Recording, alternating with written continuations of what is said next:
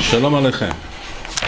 Today is Or Yom Sheni, Tef B'Tevet, Tavshin Pei Vav, according to our calendar, corresponding to the 28th of December 2025, according to the Gregorian calendar. We're going to take a look at some matters at the beginning of Vaith Sheni, the beginning of the period of Vaith Sheni.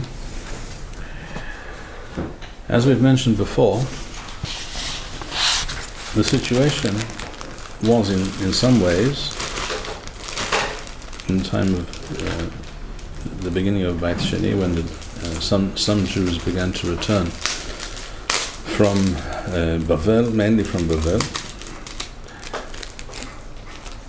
to Eretz Yisrael, due to the Rishayon of Koresh, the declaration of Koresh, who announced, as it was reported at the beginning of Sefer Ezra, for example, that it says in Ezra Perek Aleph Pasuk Beth, Ko Amar Koresh Melech Paras, etc., etc. We'll read the pasuk. Ko Amar Koresh Melech Paras, Kol Mamlechot Haaretz Natan Li Adonai Elohei Hashemayim. Hashem has given me dominion over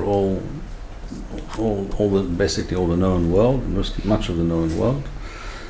V'hu fakad alai livnot lo va'ith b'Yerushalayim asher b'Yehuda. And he has instructed me to build a mikdash, to rebuild the mikdash in Yerushalayim.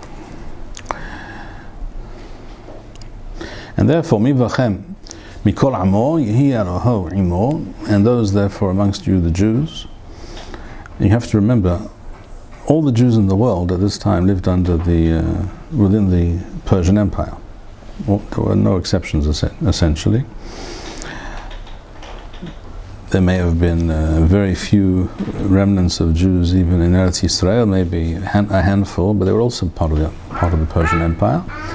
Mainly, of course, the Jews were in Bavel, maybe a little bit in Paras already, but mainly in Bavel and the area around surrounding areas, which had now also come under the control of the Persian Empire, because the Persians overran the Bavlim, as we know, as we have it in Sefer Daniel.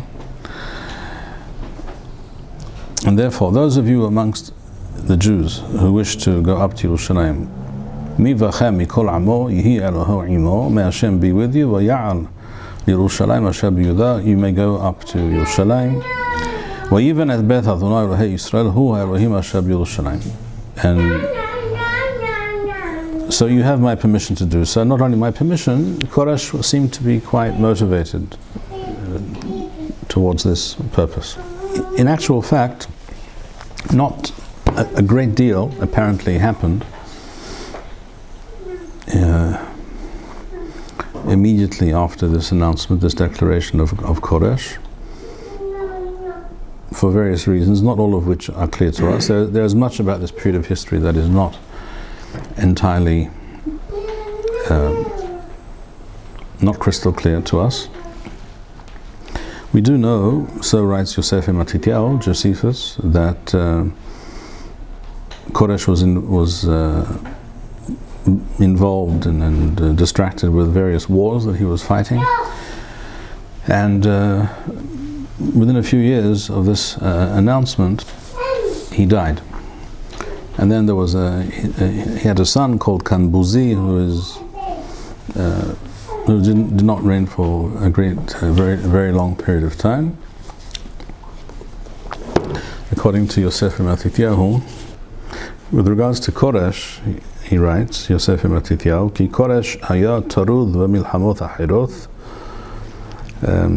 and he was unaware. He mentions here of various things that were going on, particularly to do with the various nations, the Goyim, who had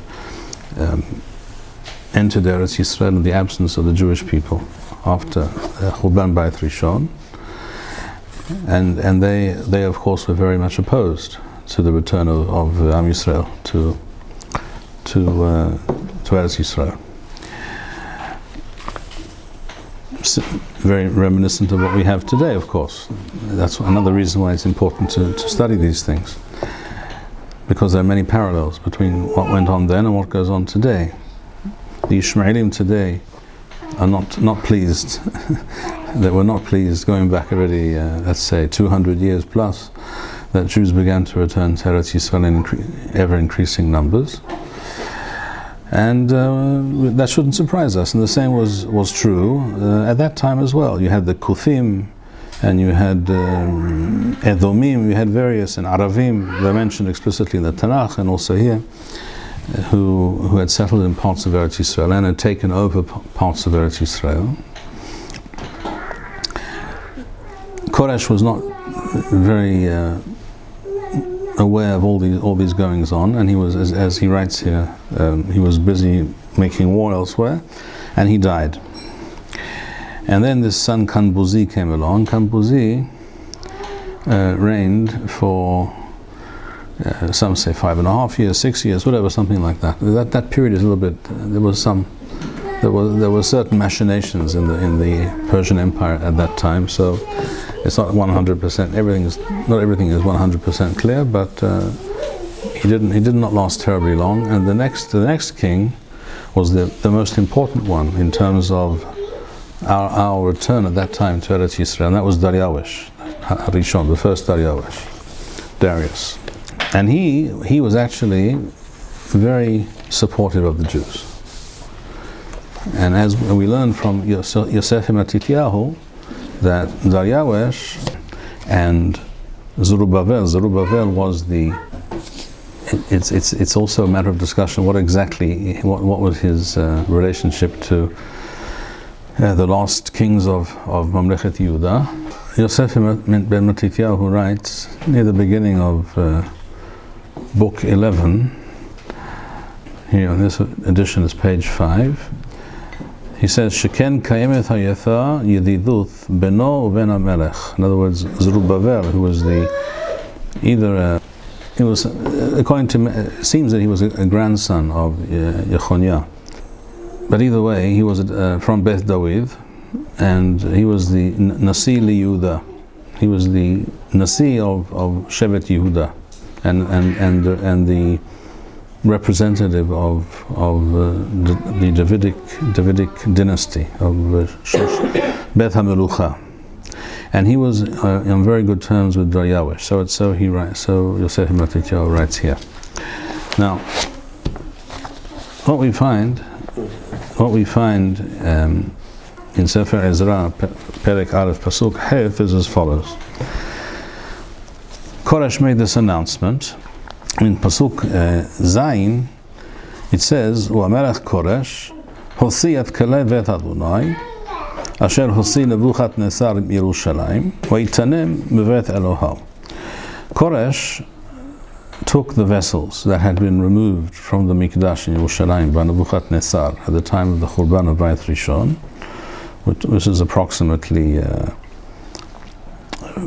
not quite 50 years earlier, which had been placed in a temple and in storage, both apparently, in Bavel.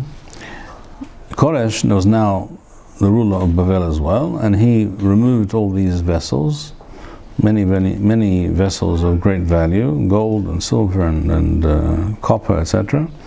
Vayosiem Koresh melech Paras.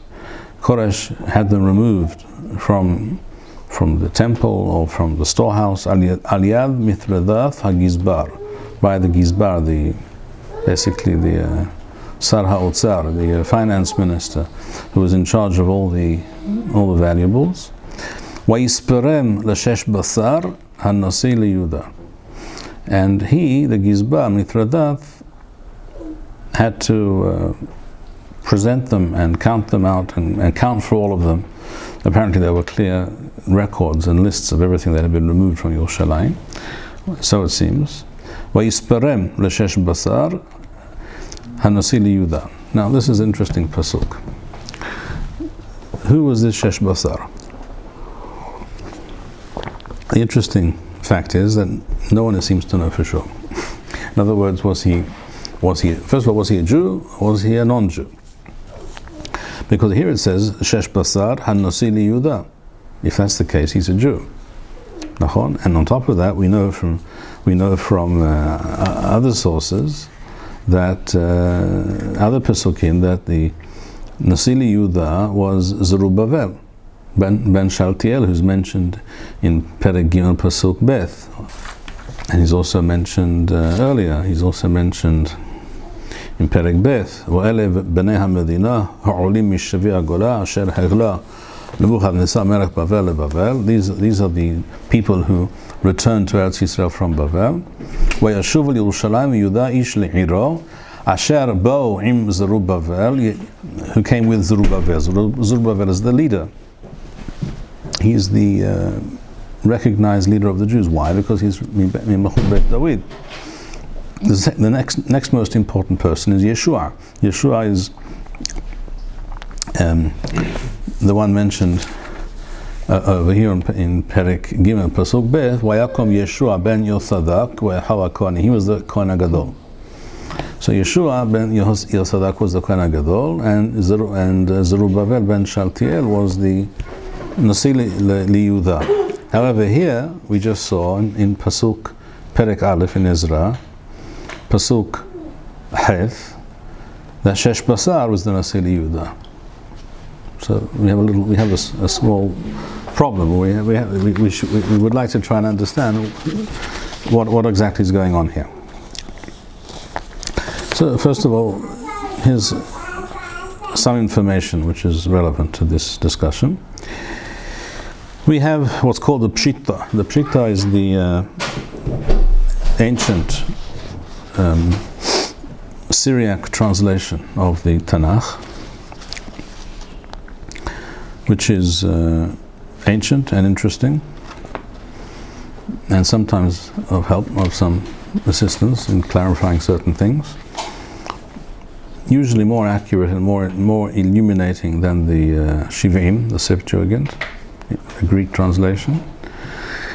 And in the Pshita it says exactly as we have it before us in the Masorah. In other words, it says Shesh Basar Nasi Li-Yuda, so no chidush. But in the Shivim, Targum HaShivim, the Greek translation, this Shesh Basar mentioned here, although it's all the order of things is a bit mixed up in the Targum HaShivim, but this person Shesh Basar is described as HaMoshel or Asar. In other words, the governor of what? Of Yehuda, or something to do with Eretz Yisrael at least. And if you go look ahead for a moment to Perek Hey Pasuk Yud Daled in Ezra, this is exactly what you find. It says in Perek Hey Pasuk Yud Daled. This is after the various representatives of the various nations who are all saw themselves as enemies of the Jews who were returning to Eretz Yisrael. They complained to the Persian Emperor at that time about these Jews who are now rebuilding Yerushalayim and the Mikdash and all these terrible, and they're planning to revolt, and you have to shut them down. So it says here in Pasuk Yod Gimel, Hey Yod Gimel 5:13 in Ezra, Beram Bishnat Hadar. This is in Aramaic. LeChoresh Malka Di Vavel. Koresh Malka Sam Ta'im Beth Alahad Vana Libene. In other words, the Jews are responding to the various claims against them and saying it's not true that we're doing this against the wishes of the Malchuth, of the Persian rulers, but we were given express permission to do so. And in Pasuk Yud Daled it says, "Wa'af manaya divet elahad di dhahava v'chaspa di Nebuchadnezzar hanpek min hechala di Yerushalayim." And all the various vessels and valuables that were removed by Nebuchadnezzar from the Mikdash in Yerushalayim at that time, that he removed to his temple in Bavel. Hanpek himo Koresh Malka min hechala di Bavel. Koresh removed from that temple in Bavel. Vehivu leshesh basar shemeh di peha sameh. This shesh basar is mentioned here explicitly as a peha. Peha is a governor. He was the governor of that province of Yehuda, representing the Persian Empire.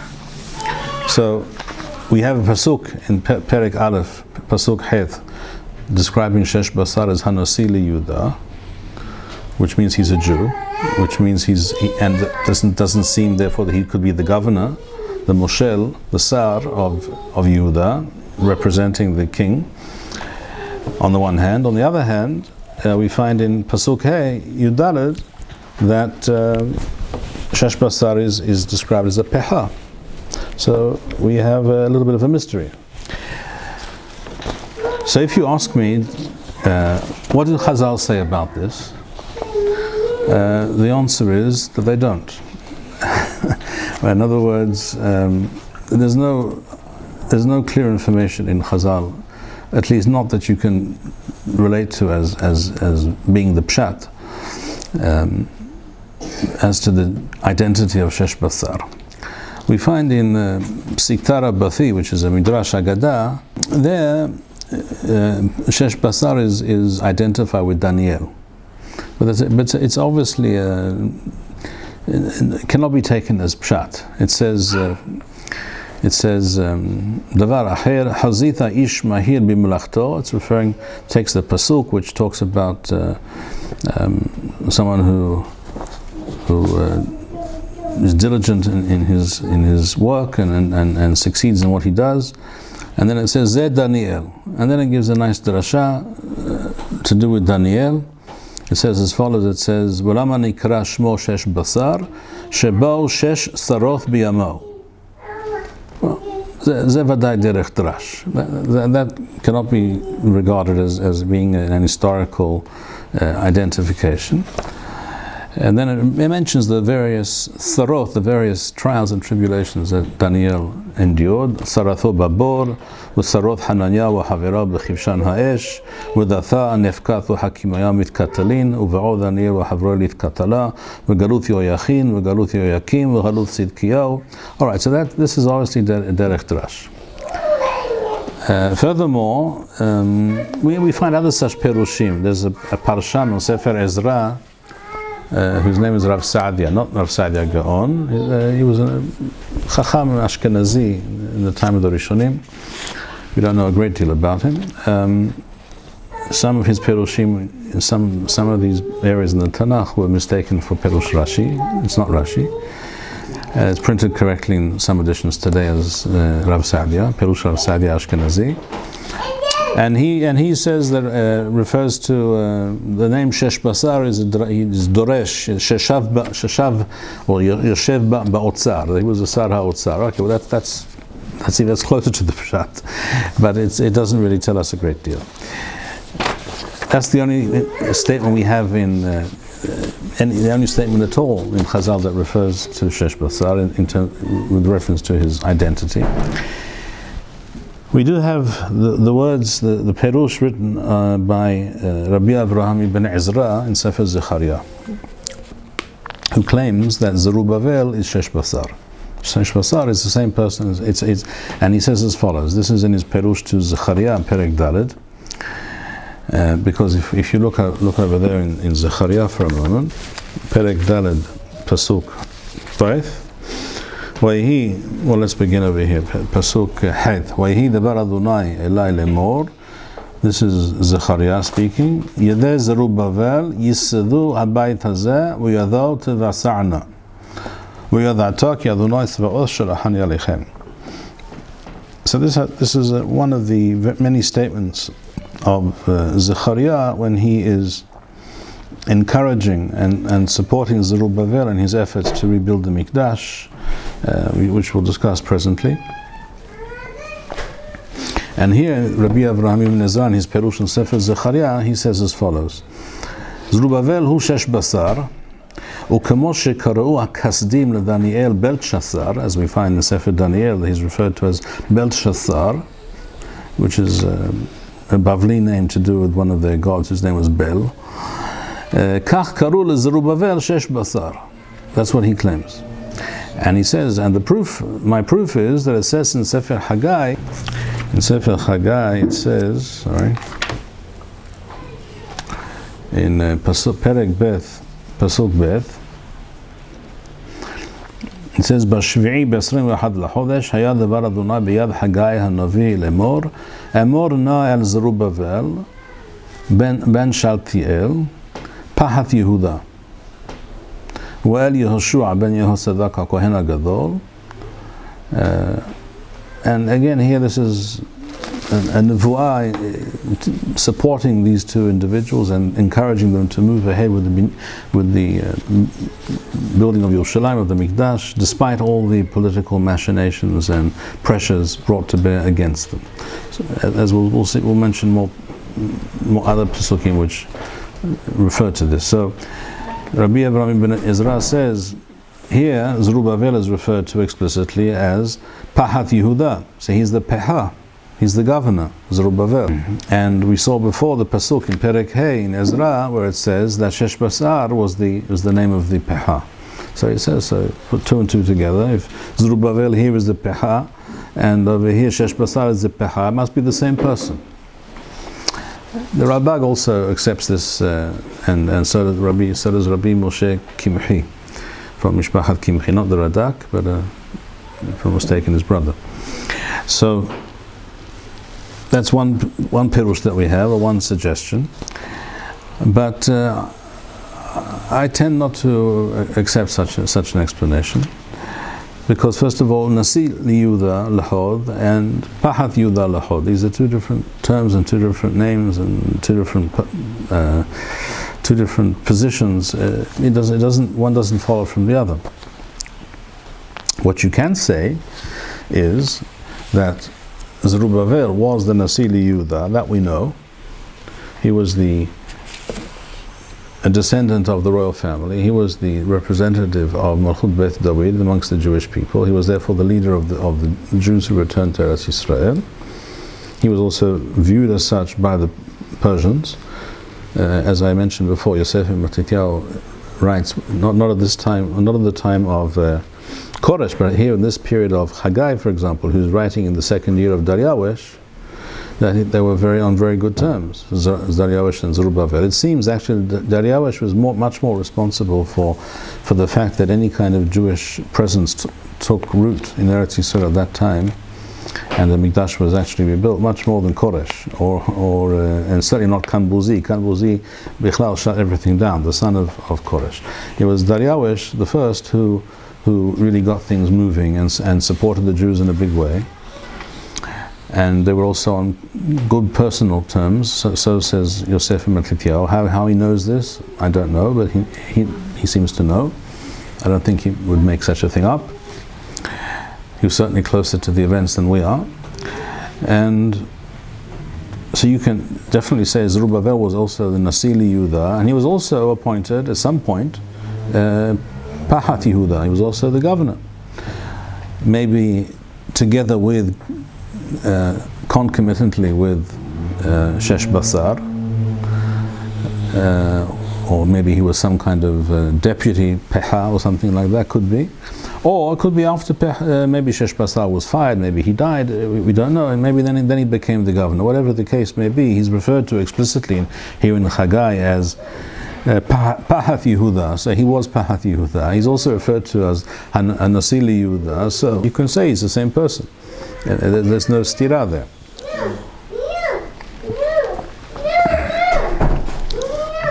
But in terms of identifying Shesh Basar, we still have a way to go. So I went very carefully through what we find here in Yosef ibn Matityahu, and what we find here is as follows. At the beginning of again book 11, Sefer Yod Aleph in Yosef ibn Matityahu, in this edition it's on page 3, the very beginning.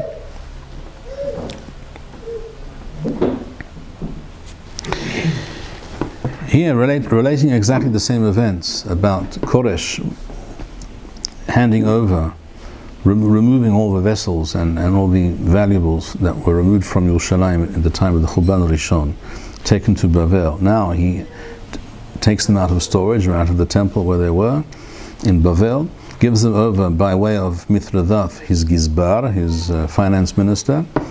And it says here, وَسِوَاهُ لَطَلْتَلَامُ وَلَثِثَامُ لَشَشْ بَسَار. And he instructed his Gizbar to give them to Shesh Basar. It doesn't say who he was at this point. L'shomeram ad shibane Beit HaMikdash, to be in charge of them until the Mikdash is rebuilt. Ulemosaram, and eventually when it is built, lahar she'ishlam laKohanim u'Rashei Ha'am, to give them over to the Kohanim and Rashei Ha'am. Who are Rashei Ha'am that Yosef Matityahu refers to? I tend to think that Rashei Ha'am being referred to by Yosef Matityahu refers to Zerubbabel, who was, as we said, the head of the leader of the Jewish people. He was the political and titular leader of Shevet Yehuda and all the Jews L'Maseh. And I would suggest, even though it's slightly difficult to see it in the pasuk that we have here in Sefer Ezra, I would suggest that we read the pasuk as follows. Koresh told Mithredath, his Gizbar, to give them over to Shesh Basar, who was the governor. What I'm suggesting is that he was the governor, as we'll see in a moment, of Yehuda. Han-Nasi li-Yehuda means that he should give them to the Nasi li-Yehuda, to Zerubbabel when the time comes, which is exactly what it says here. Why do I say this? For a couple of reasons. First of all, it's logical that Koresh would not hand over all these valuables, all these vessels, all this gold and silver and what have you. We're talking about huge amounts, worth tremendous amounts of money. He wouldn't just hand it over to someone called Zerubbabel that he doesn't know very well, even if he wants him to go back to Eretz Yisrael and do something with it. But he would instruct his own people, his own pekidim, his own functionaries and ministers to deal with these things. And also, when you have such a large amount of money, you have to protect it. It has to be under lock and key. It has to be guarded. Who's going to guard it? Zerubbabel didn't have an army. But Shesh Basar, as a governor, if he's the governor, he would definitely have the soldiers and what have you to have it under guard until such time as he gives it over to the Jews when the Mikdash is rebuilt. Furthermore, there was Yosef Matityahu quotes a letter that was sent by Koresh to the various governors and functionaries in the area of Pahawath, Syria, and Eretz Yisrael, informing them that I have sent these Jews and given them permission to do these things, so don't disturb them, don't get in their way. He says here, Nathati Rashut LaYudim HaYoshavim Ba'arsi Va'arutzim Lachzor L'Eretz Molavtam. I have given permission for them to return to their homeland, U'lekomem et Iram, and to rebuild their city. ולבנות את בית המקדש, בית המקדש האלוהים שבירושלים, במקום אשר עמד בו בראשונה, to rebuild the Mikdash in its original place. ואשלח גם את מithredath גזברי, and I have sent my minister, my finance minister, person in charge of all monetary things, ואת זרובבל and זרובבל נשיא היהודים, למען יראו את יסודות בית המקדש ויבנוהו,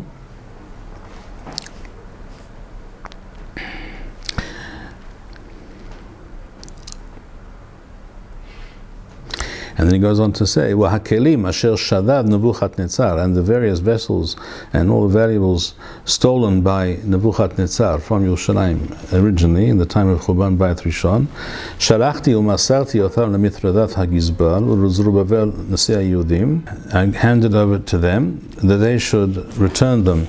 So we see the purpose was, it says that he gave them to Mithredath, the Gizbar, and in order that it be given over eventually to Zerubbabel, in order that it be replaced in the Mikdash. But here he doesn't mention Shesh Basar, but later on, discussing other events around that time or a bit later, he says This is the time of Daryawish already. Okay, the Daryawish the first. So we're talking about many years later, shall we say? Quite a few years later.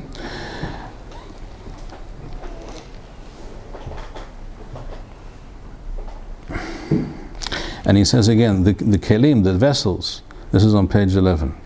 ששדד נבוכדנצר והביא אותם בבלה, שש בשר, הסר והמושל של סוריה ופיניקיה. So here he says explicitly, שש בשר is the sar and the moshel of all this area of the Levant, the Syria, Phoenicia, which is Lebanon, what we call Lebanon today, and Yehuda. He was the governor. So here it's explicit who he was. They must be they're in charge of these things. I've put them in charge. שש בשר הסר והמושל של סוריה ופיניקיה וחברה חייבים להשגיח על עניינים אלה, אך הם עצמם ירחיקו מן המקום הקדוש. In other words, they have to stay away from the Mikdash. It's only for the Jews. Only they have permission to deal with the Mikdash, and anything to do with the Jews' holy places. It's not for them because they're not Jewish and it's not shaykh to them. It's not relevant, and they have no authority over such things. They have to stay away from Yerushalayim and away from the Mikdash. وَيَنِيخُوا لَعُرْضَيْ هَاِلُوهِيمْ هَيُوذِيمْ وَسَرِهِمْ لِبْنُوتَ الْبَيْتَ الْمِقْدَاشِ. So here it's mufurash. Shesh Basar, not only is he not Zerubbabel, he's not even Jewish. So here there's no question. So I'm suggesting that Shesh Basar was, and that's also the name. The name is not a Jewish name. It's a Bavli name and Parsi name. It's not. It's Persian, Babylonian. He was the governor of Yehuda and Syria and all these areas around what we call Eretz Yisrael and the surrounding areas. And he is the person referred to here. And when it says in the pasuk, in the beginning of Ezra, pasuk Heth, وَيِسْپَرَمْ لَشَشْ بَصَارْ هَنَصِي لِيُذَا, perhaps there's some lacuna in the text before us. But at any rate, the meaning is that it should be given over to the Nasi Yudah, in other words, Zerubbabel. All right, so that's one thing I think that we've cleared up.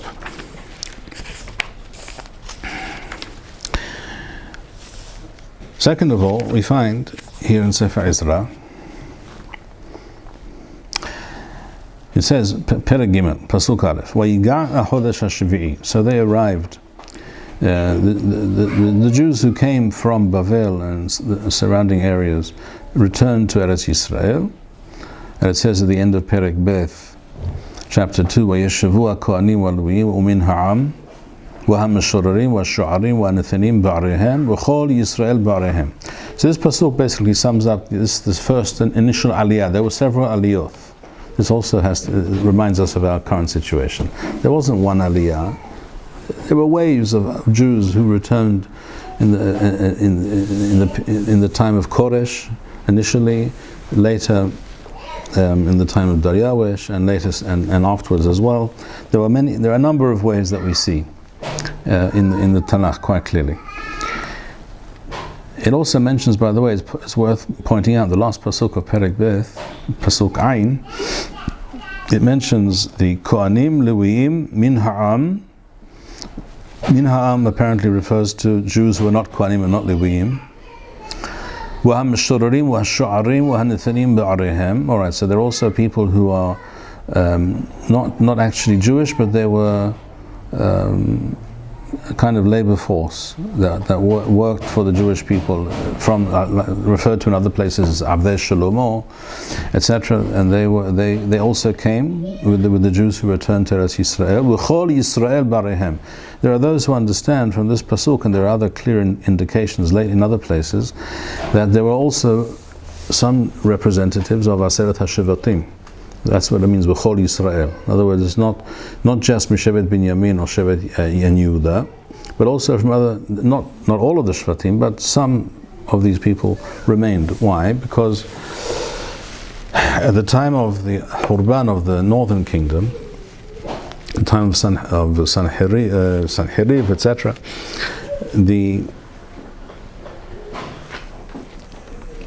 not all the Jews were taken captive by the Ashurim, by the Assyrians, and removed from Eretz Yisrael. Some were able to flee south to Mamlechet Yehuda, and they assimilated into the Jewish population in Eretz Yehuda, which many years later was also attacked by Sanheriv, as we know, in the time of Hizkiyahu. And much of Eretz Yehuda was desolated by Hizkiyahu at that time, by Sanheriv at that time, except for Yerushalayim, as we see, we know from Sefer Melachim and Sefer Divrei Yamim. And some of the Jews from the northern tribes managed to escape and flee south, and they were known. They knew their origin. They were not from Shevet Yehuda. They were from Shevet Menashe, Shevet Zevulun, or whatever it may be. So all these Jews returned to Eretz Yisrael, and then it goes on to say, the beginning of Perek Gimel, Vayiga'a Chodesh HaShevi'i. Doesn't say exactly when they arrived, but apparently this is, I'm assuming, a few months after they arrived. Vayiga'a, and it also makes sense because the logical time to travel is not during the winter when there are rains, etc., but in the spring, and early spring and early summer perhaps.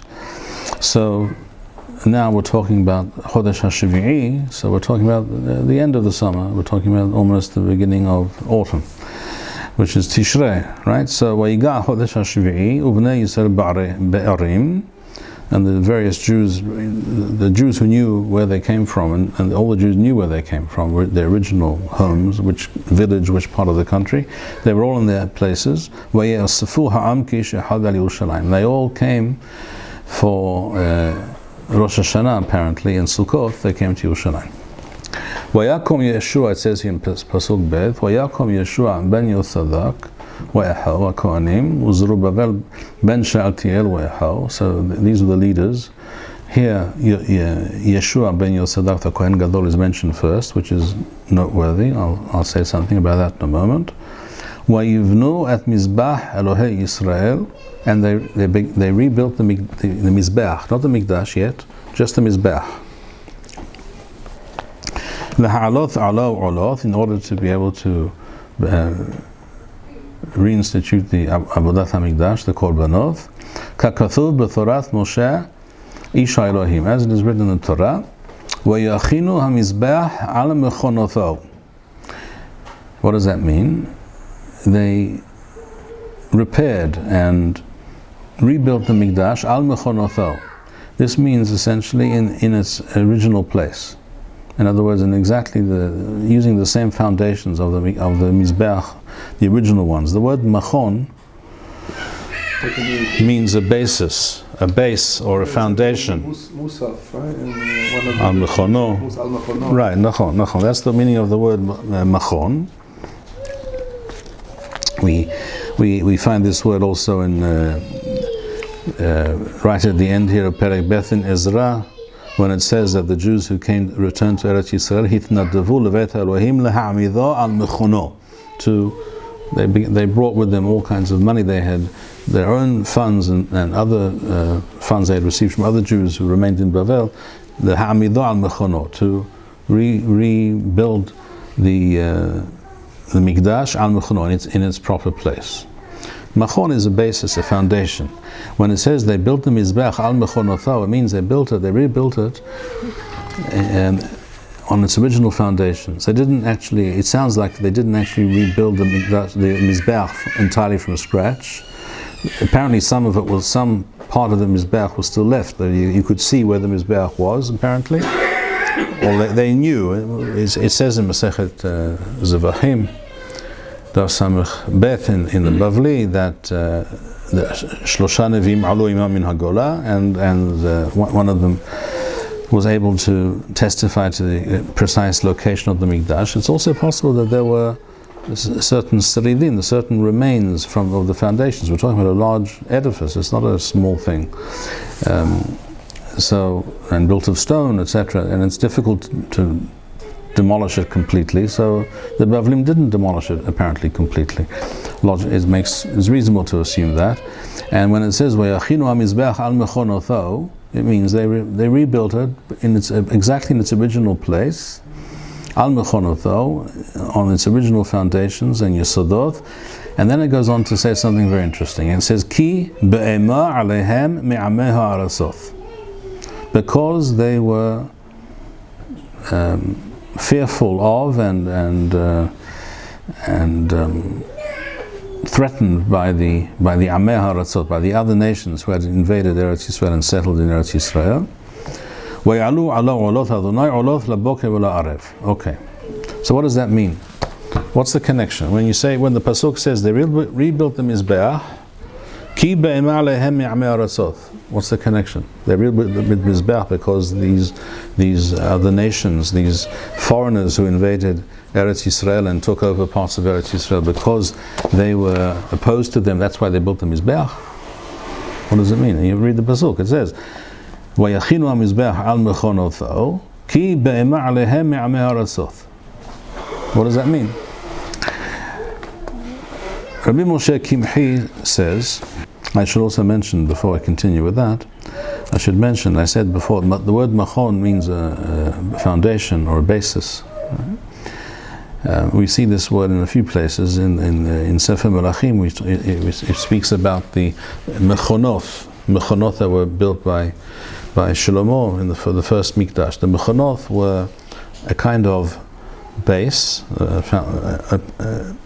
device on which the shiur, which had water in it for the kohanim to wash their hands, etc., and feet, for the avodah, they were the shiurot. It says in the pasuk over there, were placed on these mechonoth, and the mechonoth had wheels. They were mobile. They could be moved. That's why the word mechonith for a car comes from that, because these devices were some kind of a trolley with wheels, and in which sat these kioroth, and they were called mechonoth. So from that came the word mechonith for a car. You also have the word in Hebrew today, rechev, which is actually, I think, maybe a better word, but reminds us of the word merkava, chariot, etc. So it's maybe a little bit even closer. But the word mechona comes from this pasuk in Melachim. The word Machon, institute. Machon, institute, a foundation. Also a foundation. Yeah, exactly. And in Targum Yonathan, in Melachim, when it speaks about these mechonoth, it says wa'avad yat besisaya. The bases, these devices on which you place the kior, were made by Shlomo, etc., etc. So that we know what the word machon means. It's also in Targum about the menorah, but it's on the basis. Nachon, besisa, nachon, right. So that word, we are familiar with this word from a number of places. And we also have a pasuk in Zechariah, Perek, where it speaks about returning things al mechunatha, and Rashi says al kaviutha wa al besisa. So anywhere it says when it says here in Israel they rebuilt the Mikdash al mechunatha, it means they rebuilt it on its original foundation. We also have something similar in the Mishnah in Masechet Sotah.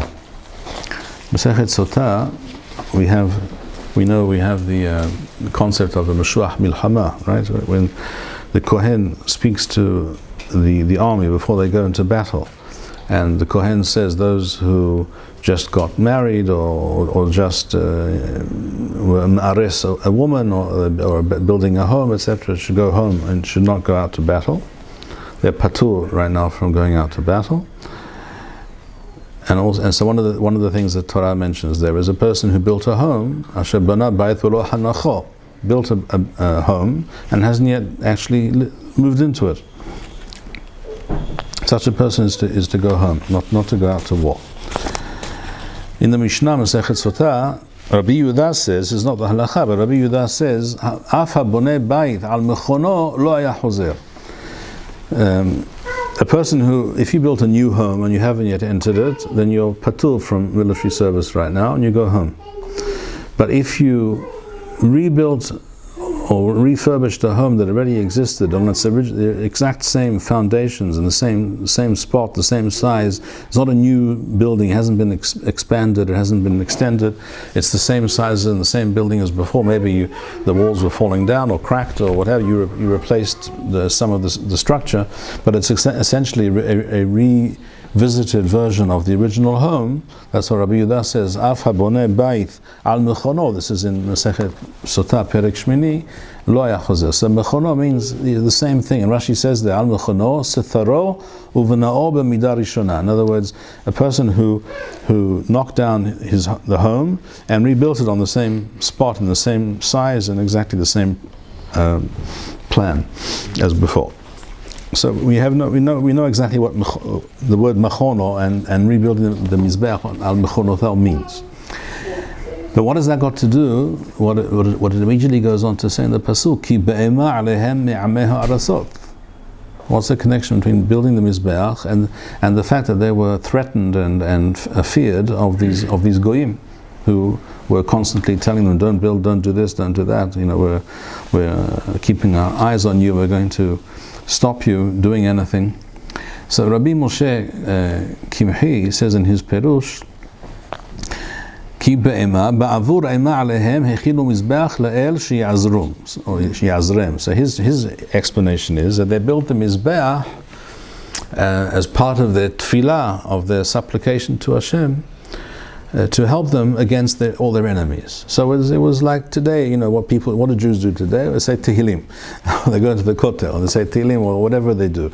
So according to Rabbi Moshe Kimchi, they built a Mizbeach, which is an act of worship, an act of tefillah also, to bring korbanot, to help them against their enemies. Sorry? But the location of the Mizbeach was the same. On Har Bayit? Yes, well, no, Vadai, there can only be there. There's no other place it can be. No, Vadai, on Har Bayit, no question.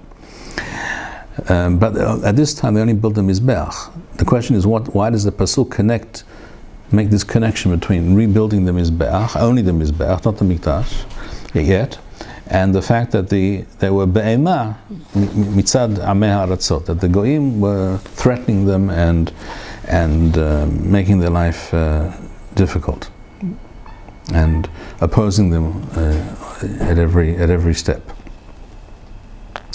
I don't think this Perush of Rabbi Moshe Kimchi, im kol hakavod, b'mehila mikavodo, I don't think this Perush is bichlal what the pasuk is getting at. What I think is going on here is as follows. In order to understand further, you have to see also what happens immediately after this. What happens here? It says the Jews rebuilt the Mizbeach. Ve'achinu ha-Mizbeach. This is again Perek Gimel, Pasuk Gimel in Ezra. Ve'achinu ha-Mizbeach al mechonotho ki be'ema alehem mi'ameh ha'arasot. And then they began to offer korbanot on the Mizbeach. And then it says immediately vaya'asu et Chag HaSukkot ka'kathuv, etc. So they celebrated the Chag of Sukkot. This is Chodesh HaShvi'i, Chodesh Tishrei. And then it goes on to say explicitly, Miyom, this is a pasuk well, Miyom ehad lachodesh hashvi'i, from the first day of which is Rosh Hashanah, of the 7th month, Hehelu laha'alot olot ladunai. That's when they began, the Avodat HaMikdash was reinstituted. Wehechal Adunai lo yusad. But the Mikdash was not rebuilt, only the Mizbeach was rebuilt. So this took place, apparently, my understanding is, within a few months of their return to Eretz Yehuda, at the very beginning of the return of the Jews to Eretz Yisrael. And then it goes on to say immediately in Gimel Pasuk Heth, Uvashana Hashenith. But the second year, in other words, if my understanding is correct, that they arrived in Eretz Yisrael as Ezra did. With regards to Ezra, when Ezra came a bit later, many years later in fact, when Ezra came from Bavel to Eretz Yisrael, it says exactly when they arrived. It says here. It says here in Pasuk, in Perek Zayin in Ezra, Pasuk Heth, Vayavo Yerushalayim. This is Ezra and the people who came with Ezra. This is a further wave of Aliyah to Eretz Yisrael, depending on how you calculate the years and whom you ask, but let's say 60 odd years later. So, ויבוא ירושלים בחודש החמישי. החמישי היא שנת השביעית למלך. Which king? We're talking about the king referred to here as Malchut Artaxerxes. I'm sorry, Artaxerxes, who's also known elsewhere as Artaxerxes. The precise identification of the various Persian kings is also a big discussion. But this was after the time of Dariash. Okay, Dariash was no longer alive, apparently. So we understand. When did Ezra arrive? Vayavo Yerushalayim b'chodesh ha'chamishi, the month of Av. Now, how long does it take? And it says further. And when did they leave Bavel? It says in Pasuk Teth, Ki be'ehad lachodesh harishon, on the first day of the first month, Nisan. Hu Yisud HaMa'ala mi Bavel. This is the source of the name of that Yishuv in the north of the country, Yisud HaMa'ala, which most people mispronounce and call it Yisod HaMa'ala, but it's not. It's Yisud HaMa'ala, as it says here. Mi Bavel. So when did they leave? As I said before, they left in Nisan, right after the rainy season is over, the beginning of the spring now. That's when they left Bavel, beginning of Nisan. And it took them exactly 4 months. Nisan, Iyar, Sivan, Tammuz, the beginning of Av, they arrived in Yerushalayim. That's the reasonable, logical time to travel on the roads in that period of time. People wouldn't travel normally in the winter. And that's why I also assume the same is true with regards to the earlier aliyot. They also probably arrived. They arrived probably in some point in the summer.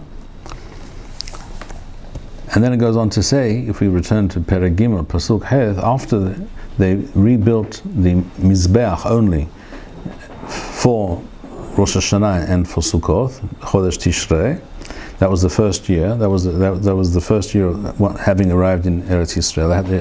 The year had not finished yet. But we're counting the years here from Nisan, I believe. Ubashana Hashenith, and the second year, which I believe is, it goes on to say when, Levoam el Beth Elohim Yerushalayim b'chodesh Hasheni, the second month, Iyar. החלו זרובבל בן שאלתיאל וישוע בן יהושדק ושאר אחיהם הכהנים והלוויים וכל הבאים מהשבי ירושלים, led by Zerubbabel and Yeshua, the Kohen HaGadol, ויעמידו את הלוויים מבין 20 שנה ומעלה. They organized all the Leviim and the Kohanim to do what? לנסח על מלאכת בית אדוני. All of a sudden they began building the Mikdash. Previously they only built the Mizbeach, and they left it at that. That was in the 7th month in Tishrei, the first year of their arrival. Apparently, within a couple of months of having arrived, they rebuilt the Mizbeach only in time for Rosh Hashanah and for Sukkot. And then the next year, the next spring, the Chodesh Hasheni Iyar, the next year, they begin to rebuild the Mikdash. Now we notice two interesting things. First of all, when the Jews rebuild the Mizbeach, we don't read about any reaction or any opposition on the part of the Goyim, who hated the Jews and were opposed to their return and to their resettlement and rebuilding Yerushalayim and the Mikdash.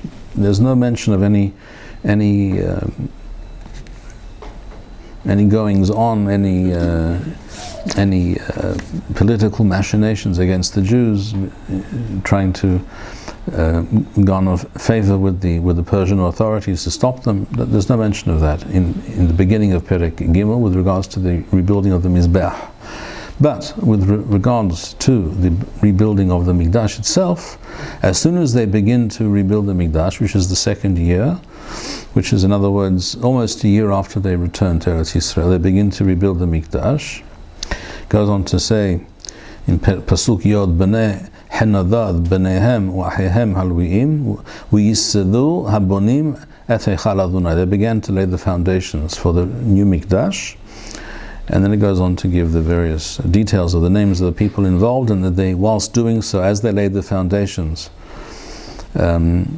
وَيَعَمِدُ HaKohanim مَلُوبَشِيم بَحَسَّسَرَوت, and the Kohanim were in their big day kahuna and were trumpeting. وَهَلُوِيم بَنَي أَسَافْ بَمْثِلْتَيْم, they were using various instruments. It was a ceremony involving music, etc. لَهَلَلَتْ أَدُونَي عَلْ David Melech Yisrael, based on the mizmorim that we have in Tehillim of David Melech Yisrael. وَيَعْنُوا بَهَلَلْ وَبَهَدَوْتْ لَأَدُونَي كِي טוב כי לעולם חסדו על ישראל, etc., etc. Okay. And then it goes on to say, immediately, the beginning of the next chapter, Perek Daled, وَيِشْمَعُوا ثَرَيْ يَهُذَا وَبِنْيَمِينَ كِبْنَيْ هَغُلَا بَنِيمْ هَخَاض. All the enemies of the Jewish people, referred to here as the enemies of the Jewish people, ثَرَيْ يَهُذَا وَبِنْيَمِينَ, because they were the major tribes. كِبْنَيْ هَغُلَا بَنِيمْ هَخَاض. As soon as they heard the Jews are beginning to rebuild the Mikdash, לאדוני אלוהי ישראל, ויגשו על זרובבל וראשי האבות, ויאמרו להם נבנה עמכם.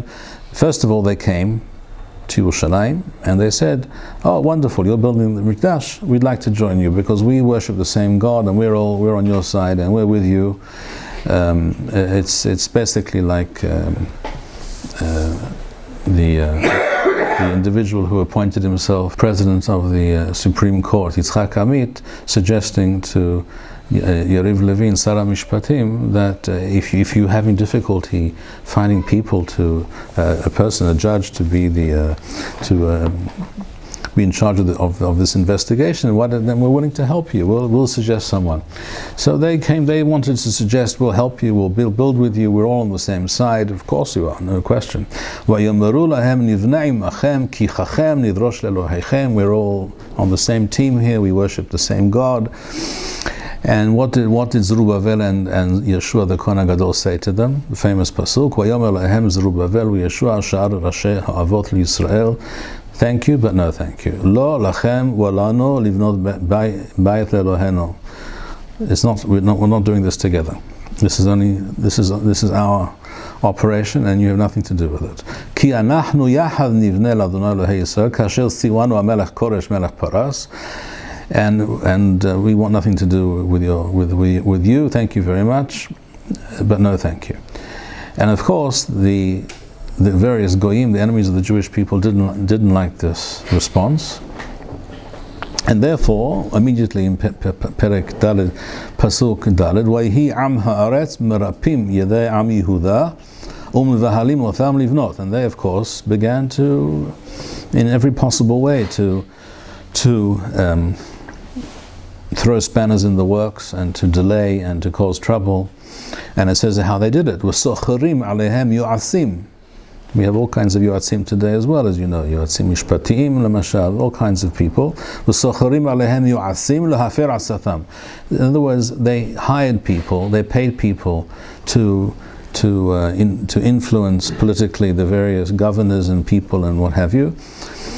Kol Yemei Koresh Melech Paras Va'ad Malchut Daryavesh Melech Paras. This went on for a long time, from Koresh to Daryavesh. It's quite a long period of time, decades, that they were holding the Jews back from whatever the Jews wanted to do. They tried to cause trouble and to delay and to prevent and to stop things. And they were successful in doing this for various times.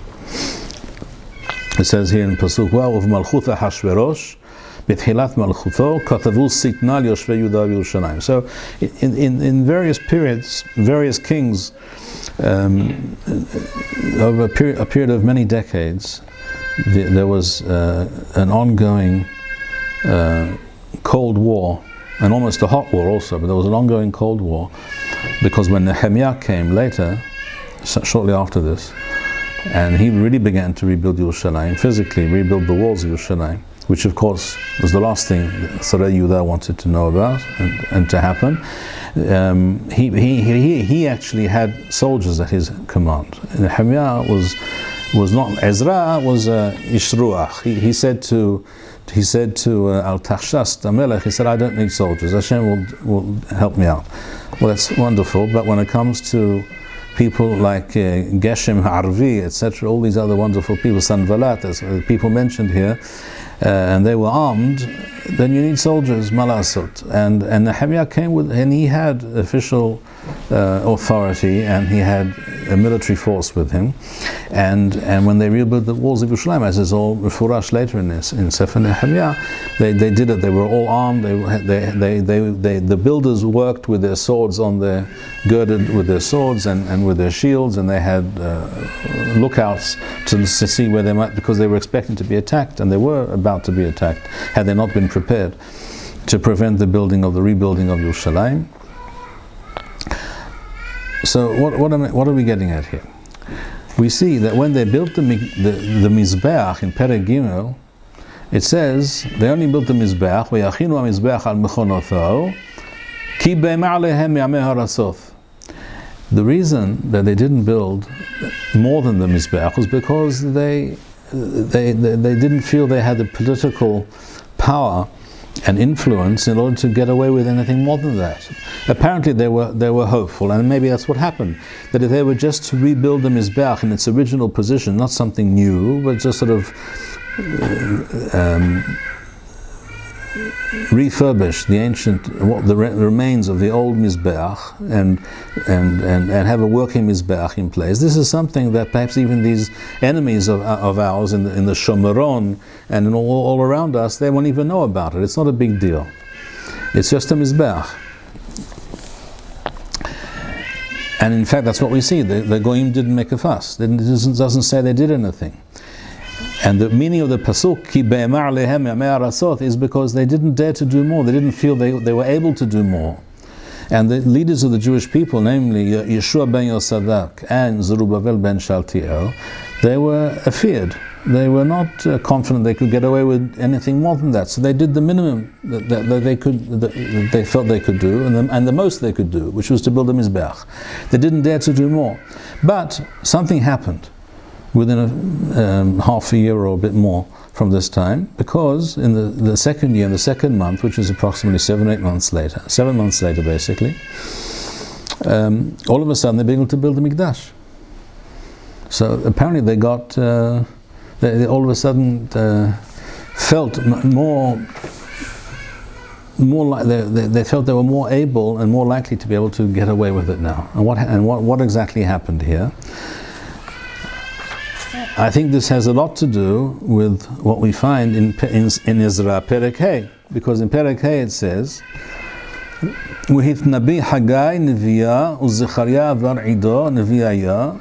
These two Nevi'im, Haggai and Zechariah, they prophesied, they spoke, and they encouraged the Jews. They spoke to Al Yehudayeh, Div Yehud Yerushalem, in Yerushalayim and in Yehuda, B'Shum Elah Yisrael Alehon. And what did they do? They told them to build a Mikdash. They told them, even though you have all this political opposition and all these threats being made against you, etc., go ahead. Even though perhaps you were told by some of these officials, don't dare do anything else. It's very similar to what we see today. Don't build the yishuv here. Don't set up a chava over there. If you do, we have all these wonderful Jews who go and non-Jews who go around photographing where the Jews are building something, then reporting it to this and reporting it to those people and to the UN and to who knows to whom, in order to prevent the Jews making any headway. Correct? This is exactly what was going on there. Exactly the same situation. These two Nevi'im, Haggai and Zechariah, were the visionaries and the people who really pushed the leadership, that is to say Zerubbabel and Yeshua ben Yosadak the Kohen Gadol, to, despite everything, go ahead and start rebuilding the Mikdash. And that's what it says, because it says in Pasuk Bet, in Perek He Pasuk Bet, Bedayin Kamu Zerubbabel bar Shaltiel v'Yeshua bar Yosadak v'shariu livnei, and they began to build. They began to build the Mikdash, Betel Hadi Yerushalem. V'imahon Nevi'ayah dil Eloha Mesa'adin lahon, and the Nevi'im were supporting them. That's what it says, Mefurash.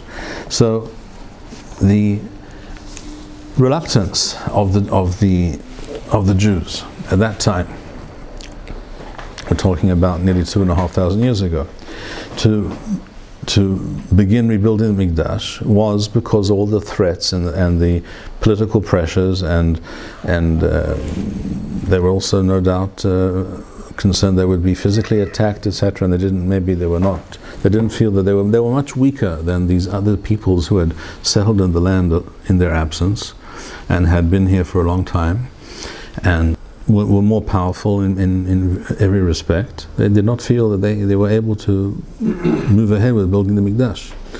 So initially they only rebuilt the Mizbeach, as it says Mufurash, because they were afeared. They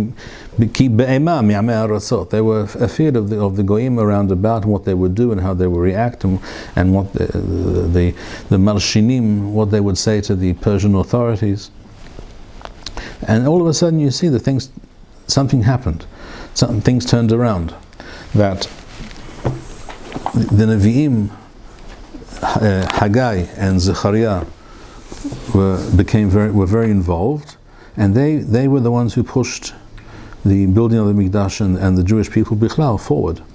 And this is what we see in Sefer Zechariah, for example, in Sefer Haggai. If you look in Sefer Zechariah, there were also apparently tensions between Zerubbabel and the Kohen HaGadol, Yeshua Kohen HaGadol, as Zechariah speaks of in Perek Gimel and Perek Dalet. So Zechariah tried to make some shalom between them and get them to work together.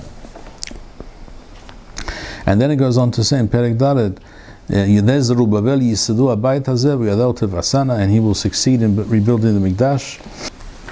In Haggai it says, the beginning of Haggai, Bishnat Shtayim leDaryavesh HaMelech, v'chodesh hashishi, b'yom echad lachodesh, היה דבר אדוני ביד חגי הנביא על זרובבל בן שאלתיאל פחת יהודה ועל יהושע בן יהושדק הכהן הגדול לאמור. What did Haggai say to the two leaders of the Jewish people, Zerubbabel and Yeshua ben Yehosadak? כה אמר אדוני צבאות לאמור, העם הזה אומרו לא עת בו עת בית אדוני להיבנות. It is not the right time. Have you heard the expression? Nowadays the timing is wrong. Have you ever heard that somewhere?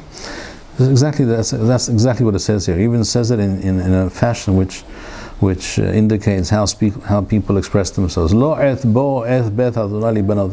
The time hasn't come. It's not the right time. The timing is wrong. We shouldn't try and build a mikdash now. It's the wrong thing to do now. And Haggai says to them, no. Ha'et lachem atem lashevet bevatechem sefonim v'habayit hazeh harev. Do you think it's the right time for you to sit in your homes, each in your own home, comfortable and protected, and this, my house, the house of Hashem, should be in ruins? Wa'ata ko amar Adonai tzavaot simu levavchem al darchechem. This is Haggai. It's Haggai and Zechariah again who caused the Mikdash to be built, because of their encouragement and because they told them, Hashem is with you and it will happen. Do not fear, it will happen. It says here in Pasuk, Perek Aleph, Pasuk Yud Bet, Vayishma Zerubbabel ben Shaltiel, V'Yoshua ben Yehosadak HaKohen HaGadol, V'chol Sherit Ha'am. So the two leaders and all the people, they took heed of what Haggai and Zechariah were saying to them. B'kol Adonai Elohehem, V'al Divrei Haggai HaNavi, Ka'asher Shelacho Adonai Elohehem, V'yira'u Ha'am Mipnei Adonai. And they feared Hashem. They took his word seriously. V'yomer Haggai Malach Adonai B'malachut Adonai La'am Lemor, Ani Itechem Num Adonai. I am with you. In other words, go ahead and do what you need to do, and it will succeed. But I'm with you, do not fear. وَيَعَرَ أَدُونَي أَتْ رُوحَ زَرُبَّابَلْ بَنْ شَالْتِئَيْل پَحَتْ يَهُودَا. Hashem gave encouragement and spirit into the heart of Zerubbabel. وَأَتْ رُوحَ يَهُوشُع بَنْ يَهُوشَدَك كَهَنَ הגדול and the Kohen HaGadol. وَأَتْ رُوحَ כל שארית העם ויבואו ויעשו מלאכה בבית אדוני צבאות אלוהיהם. So what I am suggesting is that initially the situation was so precarious and so fraught with danger, and they were so lacking in confidence and military power and political power. They did not dare to do anything more than build the Mizbeach. Ki be'ema mi'amei ha'arasot. They were threatened and fearful of all the nations about them who wanted to hold them back in every way. And it was only the Nevi'im, specifically Haggai and Zechariah, who were able to, and here you see the purpose and the power of Nevi'ei Hashem, and you also see the fact that the Jewish people and their leadership were willing to take these Nevi'im at their word, even despite all the legitimate causes for concern and the reasonable, not unreasonable fears and reasons for caution and not moving forward. They took the Nevi'im at their word, and they began to actually build the Mikdash. And that's how the second Mikdash was built. It was not an easy matter, and it didn't happen overnight, and it was held up by these enemies of our forefathers for many years, as we see explicitly in the Tanakh a number of times. And you can see, therefore, also, I'm sure, how reminiscent of our current situation also all of this is, and therefore it's very important and very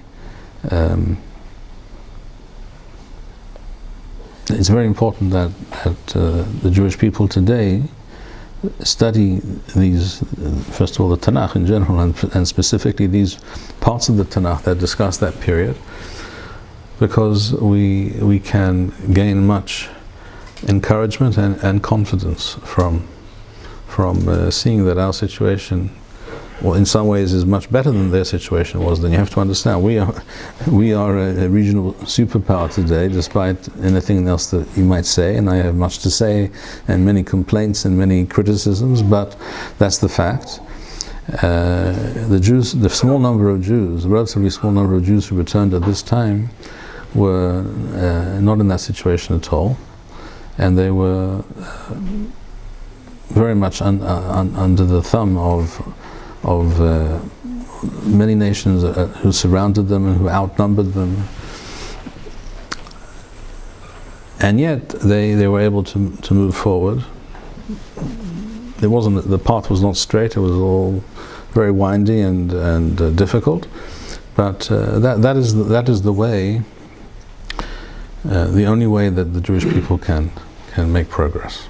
Our enemies, as opposed to we need to study the Tanakh. We need to study Sefer Ezra and Sefer Nehemiah and Sefer Zechariah and Sefer Haggai, and also to read Yosef Matityahu, because he adds a lot of information, and sometimes even to look at the Targum HaShivim and then Targum HaPshita from the Syriac translation, which is apparently written around the, from what I understand, the 2nd and 3rd centuries, Le Mignonam. So it's rather ancient. And for what I compare and see, it's often accurate, but not always, of course.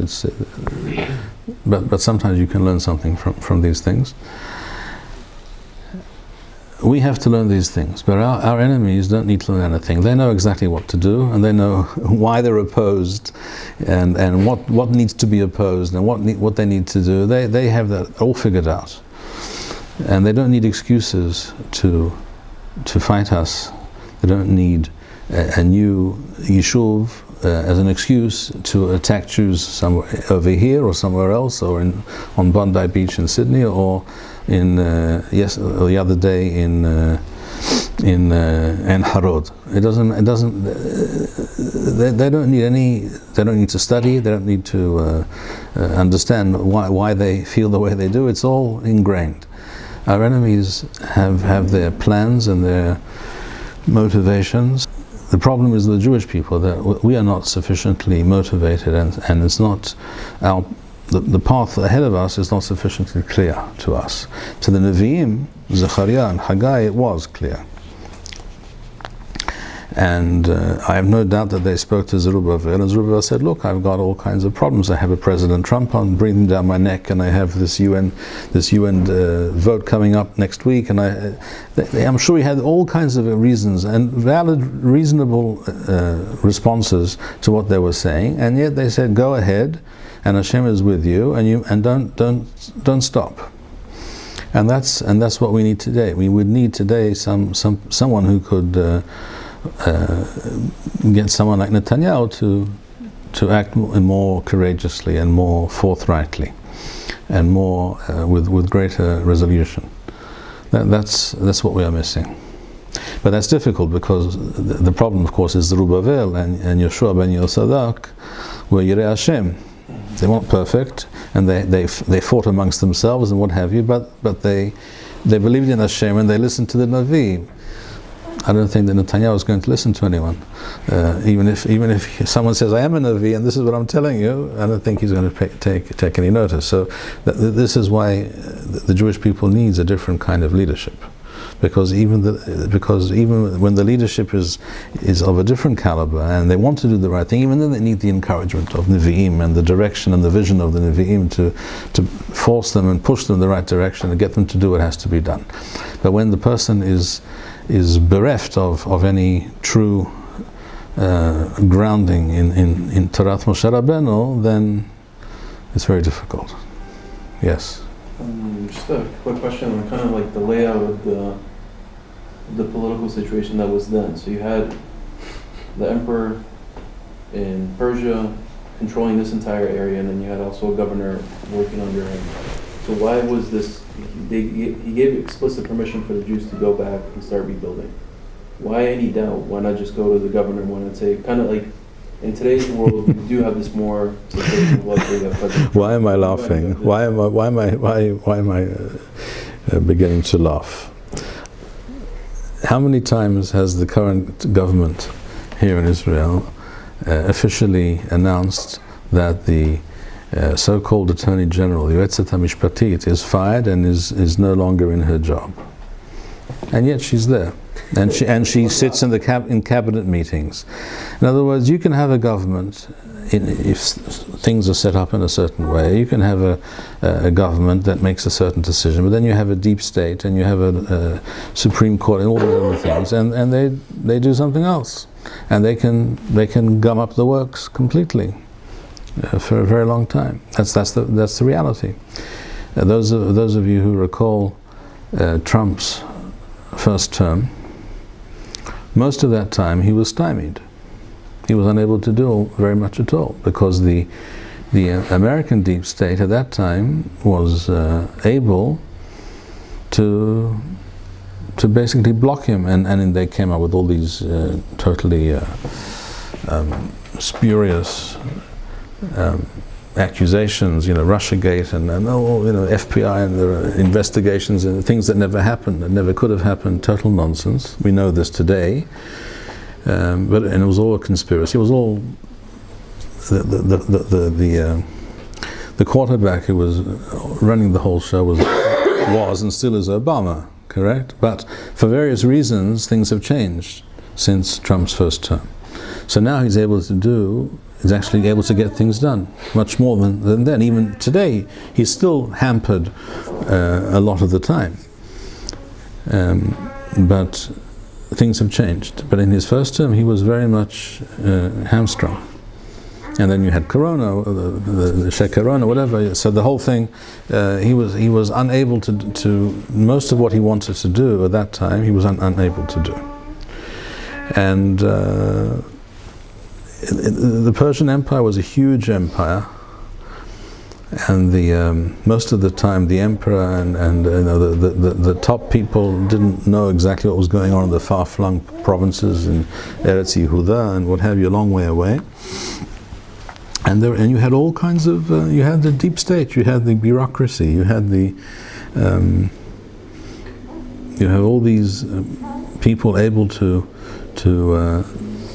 play and work within the system to hold things up and prevent things happening, and send letters to the capital, to the emperor or to his ministers that the Jews are planning to revolt and they're building things that you didn't give them permission to build. See, in the time of Dariawesh, when the Jews wanted to rebuild the Mikdash, he didn't even know very well what Koresh had decided so many years before. And they said, well, they're building they haven't got permission to do what they're doing. So he looked into it. The Jews said, well, we do, and just look up the records, because these things, there were records. It wasn't computerized, but there were records. And look it up, and you'll see that we are only doing that which we were given express permission to do. And that's exactly what happened. That's all this is related in the Tanakh. And Yosef Matidyahu describes it in great detail as well. So there are always these kinds of goings on. Large empires are difficult things to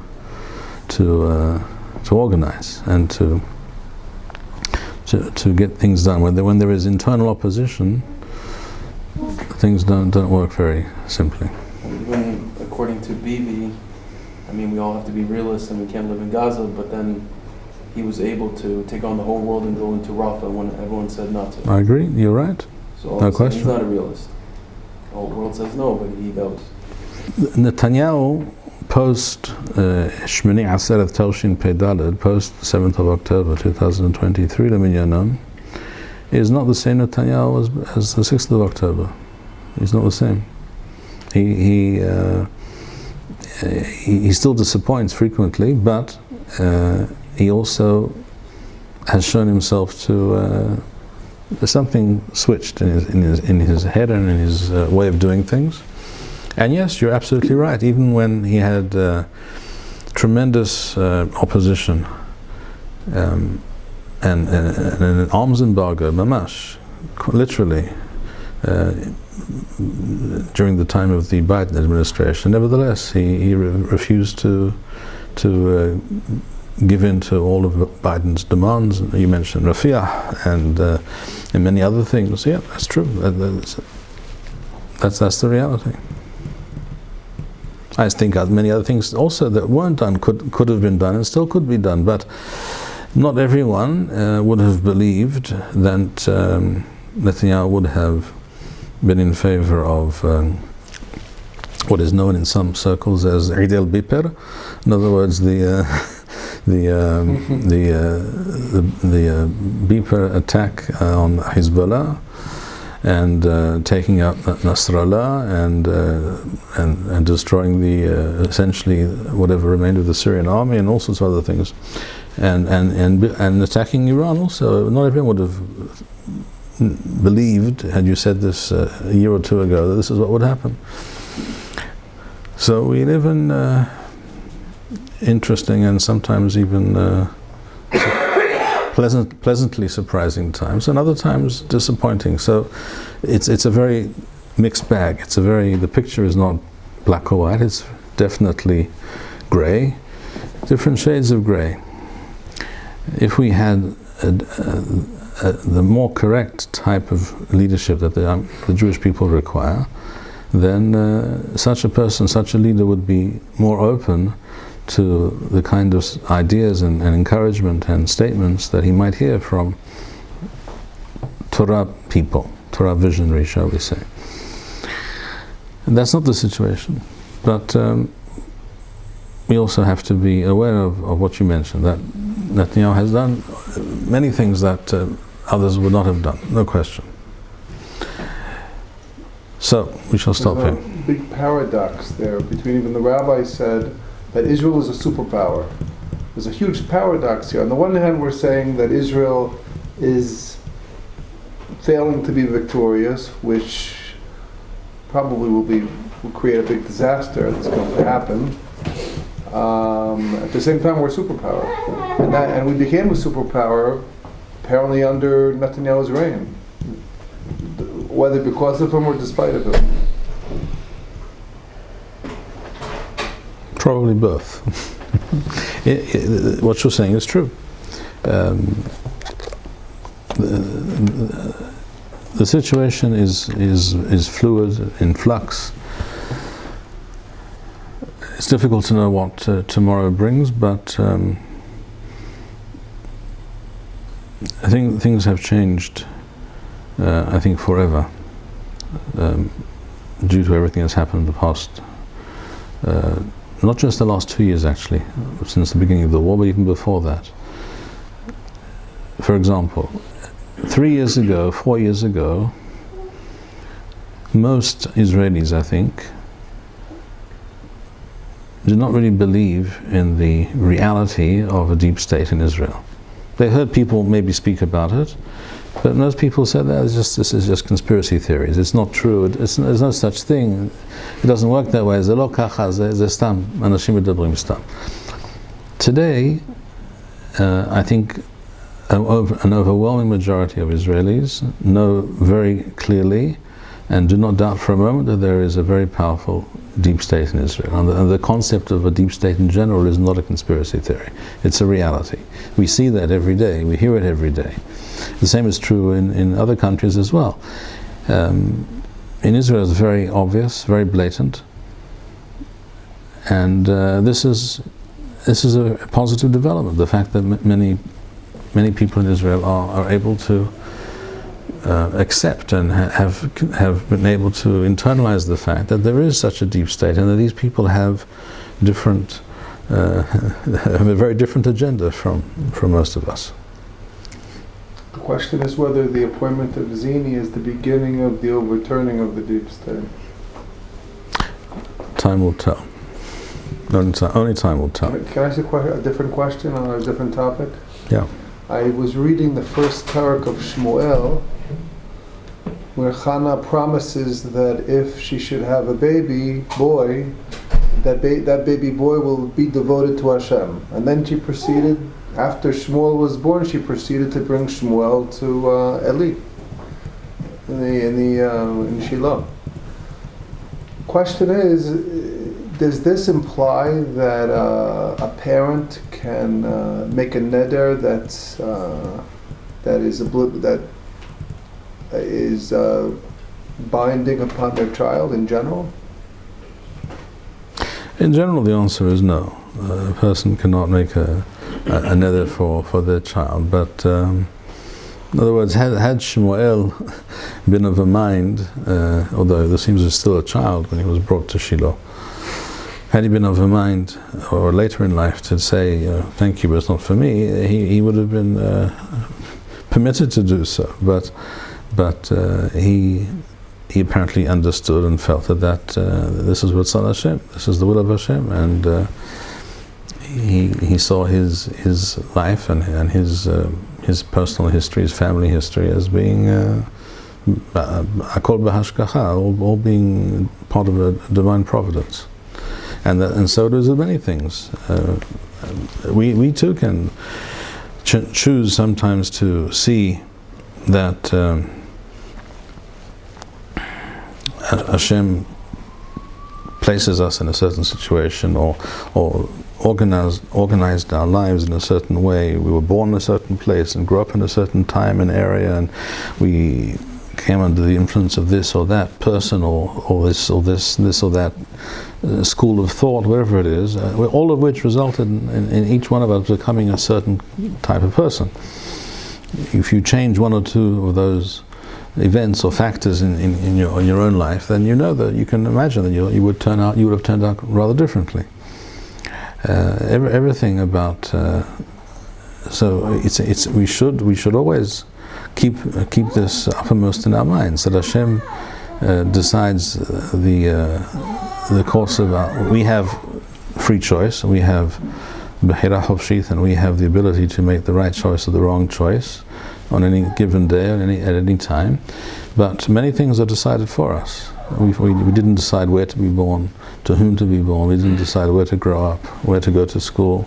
We didn't choose many of the things in our lives. We did not choose.